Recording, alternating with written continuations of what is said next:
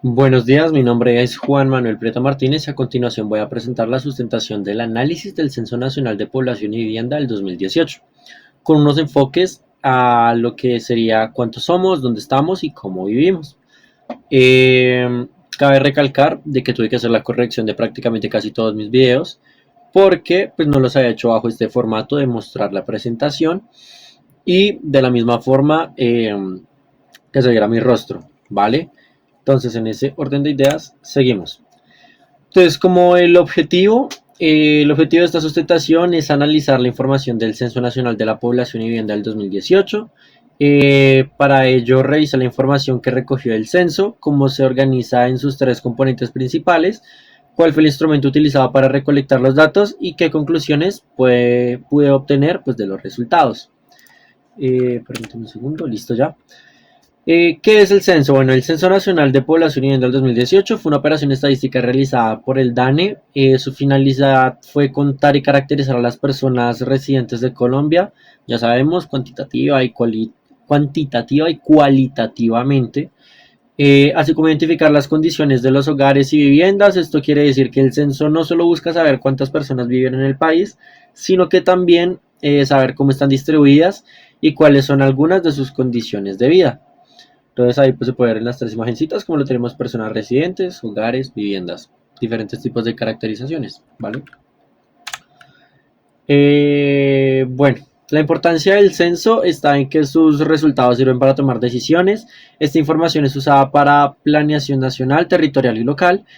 También sirve para formular políticas públicas, identificar necesidades de la población, orientar recursos y actualizar indicadores demográficos y sociales. Ya de carácter personal y de manera crítica, digo que el problema también con un análisis estadístico está enfocado directamente en que un análisis un poco tergiversado o manipulado a posteriori del censo, digámoslo así, pues de la toma de la muestra, eh, se puede tener una manipulación completa a mal de los datos, para que por el contrario, en vez de informar, desinforme a la población y pues se puede utilizar incluso para algunos ejercicios como ataques, análisis de sensibilidad emocionales y demás, pues para poder atacar según lo que ya vemos acá. Entonces es bastante, eh, ¿cómo se podría decir ahí? Versátil el uso de este tipo de censos, la verdad. Más que todo, pues dependiendo del tipo de gobierno en el que se esté. Bueno, entonces vamos a seguir. Componentes que se deben analizar. Entonces, el primero, pues, ¿cuántos somos? Este analiza la población por sexo, edad, alfabetismo, qué pena, educación, fecundidad y migración. El segundo componente, que es donde estamos, muestra la distribución de la población, los hogares y las viviendas en el territorio nacional. El tercer componente es cómo vivimos. Este analiza las características de la vivienda, de las viviendas, los hogares, los servicios públicos y la jefatura del hogar. Bueno, en cuanto al instrumento de recolección, el instrumento principal de recolección fue el cuestionario censal. Este cuestionario permitió registrar información sobre viviendas, hogares y personas. La recolección se hizo de manera presencial por censistas, pero también se incorporó la modalidad electrónica vía web, conocida como e-censo o electrical censo, ¿ok? Además, el DANE utilizó dispositivos móviles de captura y cartografía digital para apoyar el trabajo de campo.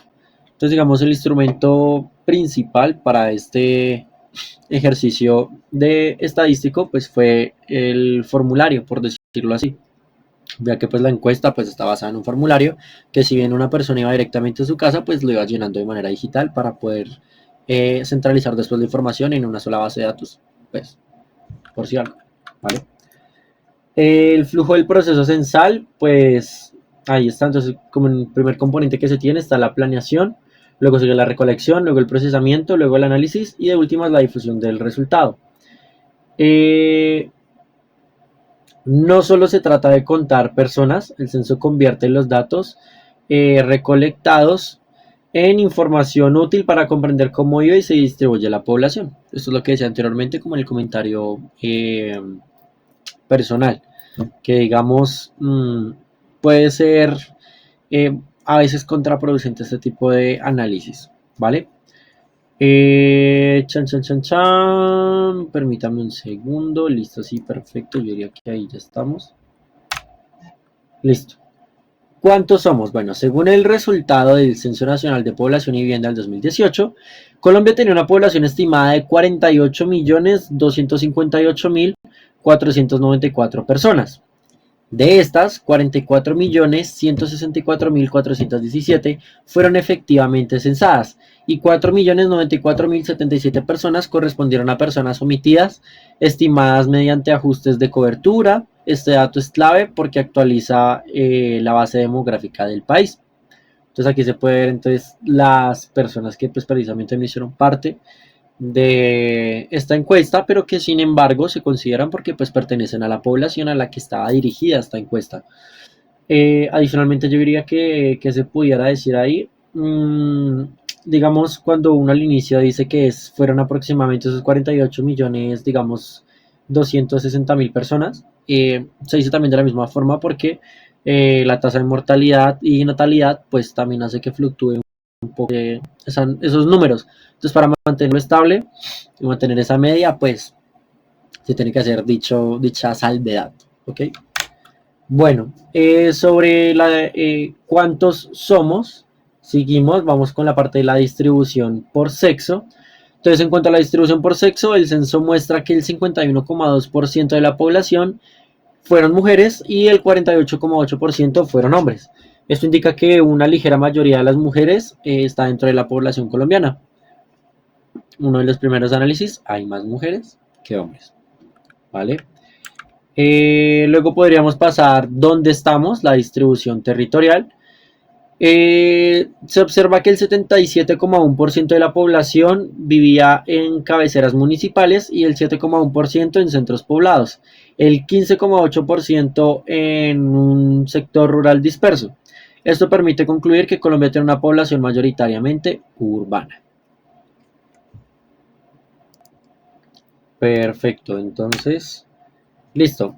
Ahora pasamos a el cómo vivimos. Entonces, los hogares y viviendas. Bueno, entonces, el componente cómo vivimos, el censo registra que 13.480.729 viviendas y 14.243.223 hogares particulares. Así estaría como dividido.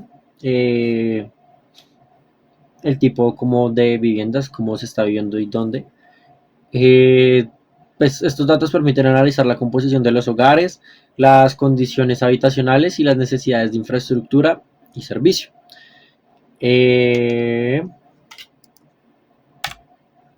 Perfecto. Acceso a servicios públicos. En cuanto al acceso a servicios públicos, la energía eléctrica tiene una cobertura del 96,3%, el acueducto del 86,4% y el gas conectado a la red pública de 66,8%.